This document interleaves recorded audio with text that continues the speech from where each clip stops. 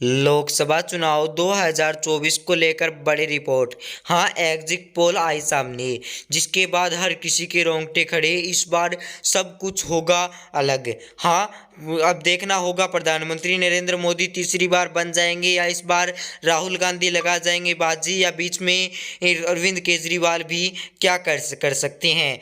यह तो आने वाले दिनों में पता चलेगा। पहले जानते हैं कि आज का क्या अनुमान है। लगातार हमारे सदस्य अनुमान लगा रहे थे, इसके बाद एक बड़ा आंकड़ा सामने आ चुका है। कर्नाटका में बीजेपी की 8 सीटें प्राप्त हो सकती हैं, कांग्रेस की 18, आम जनता पार्टी की 0। तमिलनाडु में बीजेपी की 27 और तमिलनाडु में कांग्रेस की 10 और आम जनता पार्टी की 2 सीटें प्राप्त होने की संभावना दिखाई दे रही है। केरला में बीजेपी की 13, कांग्रेस की 0, आम जनता पार्टी की 7, कुल सीटें 20। हाँ, तेलंगाना में 5 बीजेपी की सीटें प्राप्त हो सकती हैं, 2 सीटें कांग्रेस की प्राप्त हो सकती हैं, 0 सीटें और आम जनता पार्टी की और 10 सीटें अन्य पार्टियों की। हाँ, 10 सीटें अन्य पार्टी की, कुल सीटें होंगी 17। आंध्र प्रदेश में 0 और बीजेपी की और 0 ही कांग्रेस की और 0 ही आम जनता पार्टी की सीटें प्राप्त हो सकती हैं।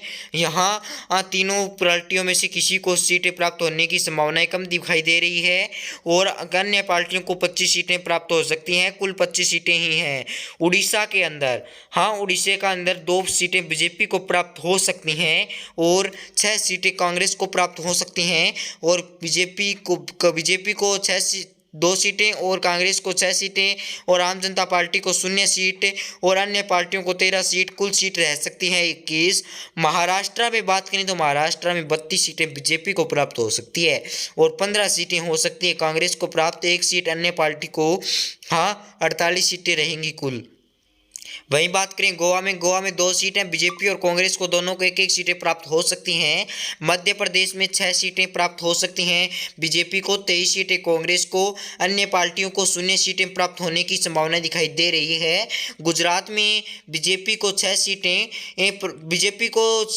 सीटें प्राप्त हो सकती है और कांग्रेस को 26 सीटें और अन्य पार्टियों को 0 सीटें प्राप्त होने की संभावना दिखाई दे रही है।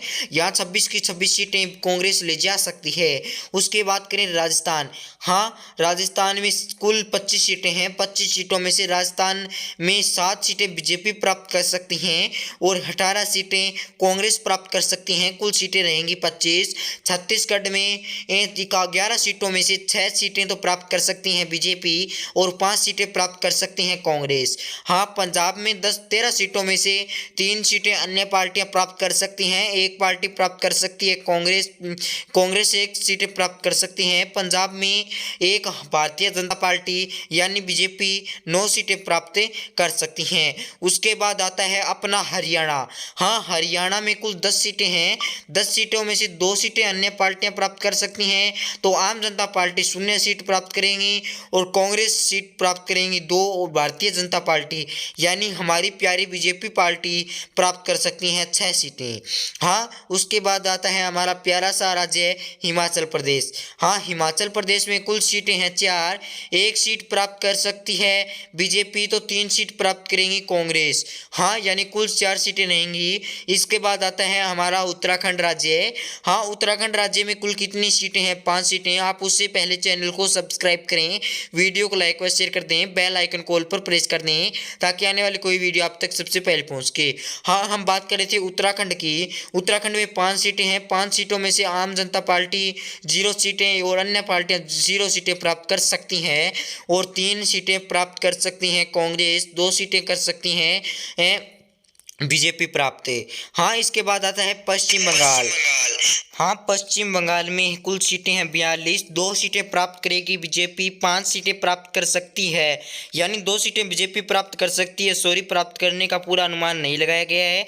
5 सीटें प्राप्त कर सकती है कांग्रेस, आम जनता पार्टी प्राप्त कर सकती है 1 सीट। हाँ, बिहार राज्य में कुल सीटें हैं 40 में से बीजेपी प्राप्त कर सकती है 2 सीटें और 30 सीटें प्राप्त कर सकती है कांग्रेस और आम जनता पार्टी प्राप्त कर सकती है 0 सीट और अन्य पार्टियां प्राप्त करेगी 8 सीट। हाँ, झारखंड राज्य है, हमारा प्यारा सा झारखंड राज्य में है 14 ही सीट।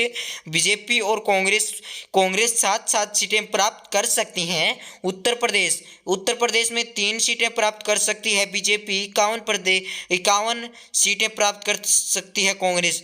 थोड़ी सी मिसप्रिंट हो गई है, 51 सीटें बीजेपी प्राप्त करेगी और 3 सीटें प्राप्त कर सकती है कांग्रेस। आम जनता पार्टी 0 सीट, अन्य पार्टी 26 सीटें प्राप्त कर सकती हैं। कुल सीट रहेंगी 80। जम्मू कश्मीर में 5 सीटें, 5 में से 3 बीजेपी प्राप्त कर सकती है, 2 प्राप्त कर सकती है कांग्रेस। असम राज्य है, हाँ असम राज्य में 14 सीटें हैं, 14 में से 1 प्राप्त करेगी, 1 प्राप्त कर सकती हैं अन्य पार्टियां। आम जनता पार्टी को छोड़कर अन्य पार्टियां 1 सीटें प्राप्त कर सकती है। तो वहीं बात करें 10 सीटें प्राप्त कर सकती है कांग्रेस। बीजेपी प्राप्त कर सकती है 3 सीटें असम राज्य में।